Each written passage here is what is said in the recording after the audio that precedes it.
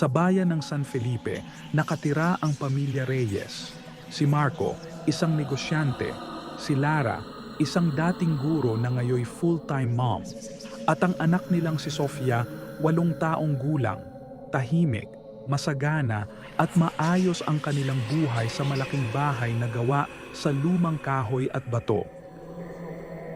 Ngunit nang magdesisyon si Lara na bumalik sa pagtuturo, ay kinailangan nilang kumuha ng kasambahay para tumulong sa bahay at mag-alaga kay Sofia. Nag-post sila online, pero walang tumatagal sa mga unang na-hire.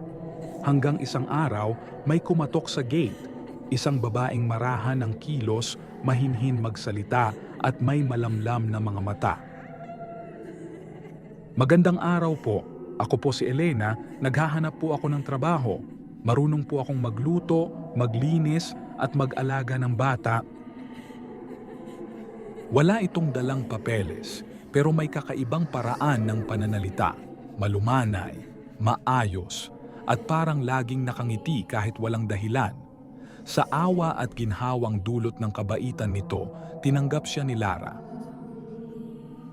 Sa unang mga linggo ay perpekto si Elena. Maagang gumigising, tahimik lang sa bahay, magaling magluto, lalo na sa tinolang manok na gustong-gusto ni Marco. Maging si Sofia ay naging malapit sa kanya. Si Ate Elena po laging nagkukwento ng mga fairy tale, Mama, sabi ni Sofia. Ngumiti si Lara. Mabuti naman, buti na lang natagpuan ka namin, Elena. Ngumiti rin ang babae, pero kakaiba, isang ngiting may malalim na kahulugan. Isang gabi, habang naglilinis si Lara, napansin niyang bukas ang kwarto ni Elena. Nakita niya sa loob ang isang lumang notebook sa ibabaw ng kama. Hindi sinasadyang nasulyapan niya ito.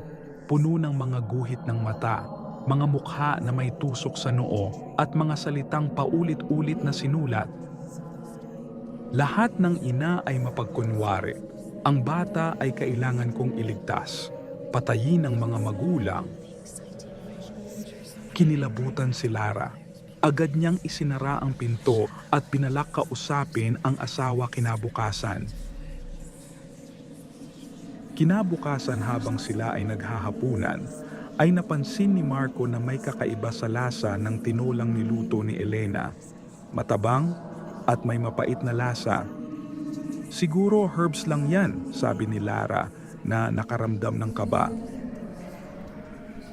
Sa sumunod na gabi, nagising siya sa kaluskos mula sa kwarto ni Sofia. Dahan-dahan siyang lumapit at sa liwanag ng buwan, nakita niyang may taong nakatayo sa tabi ng kama ng anak niya.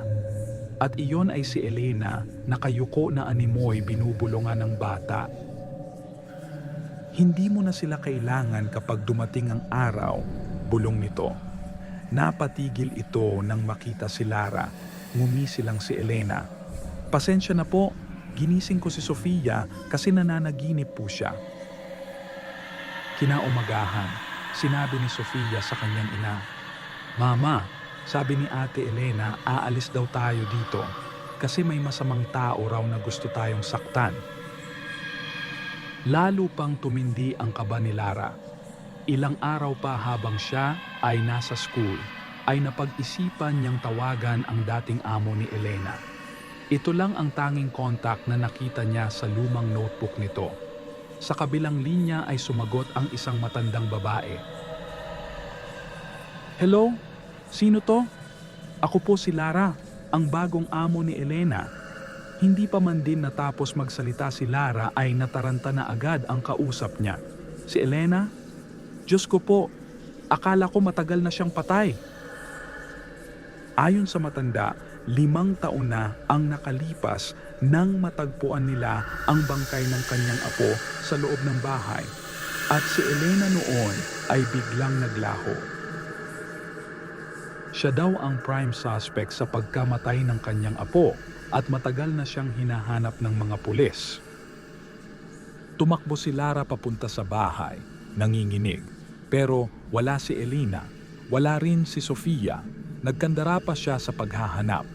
Sa likod ng bahay may nakita siyang nakabukas na pinto ng basement na ginawa nilang lumang bodega at mula sa dilim ay narinig niya ang tawa ni Elena.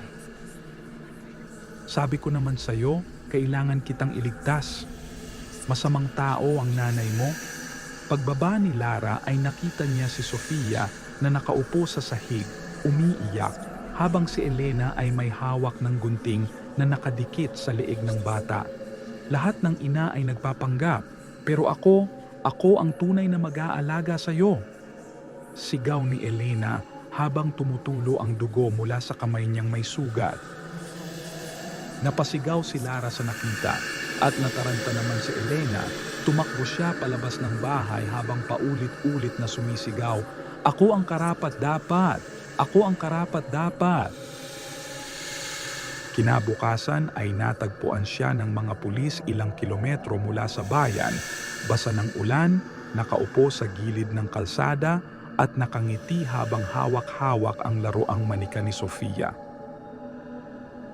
Pagkaraan ng insidente ay lumipat ng bahay ang pamilya Reyes. Si Sofia ay hindi na halos nagsasalita. Minsan daw ay nakikita ni Lara ang anak na naglalaro mag-isa at nakatingin sa pinto na parang may kausap. Isang gabi, narinig niyang bumukas ang pintuan sa kusina. Akala niya ay si Marco. Pero pagtingin niya, may babaeng nakatayo, mahaba ang buhok, nakaputing bestida at hawak ang basang manika. Tapos na po akong maglaba, Ma'am Lara. Sabi nito habang unti-unting lumalapit. At bago pa siya makasigaw ay itinarak ni Elena ang gunting sa dibdib ni Lara na siyang kumitil sa buhay niya. Kinabukasan ay natagpuan ang bangkay ng mag-asawa. Ngunit nawawala si Sofia at magpahanggang ngayon ay hindi pa nahahanap ang bata. May mga sabi-sabi na si Sofia daw ay inaalagaan magpahanggang ngayon ni Elena na siyang tumatayong magulang ng bata. At sa huli ang katotohanan ay wala na rin ang bata. Pinaslang din siya ni Elena at ang kanyang buhok ay inilagay sa manika na kanyang kinakausap araw-araw.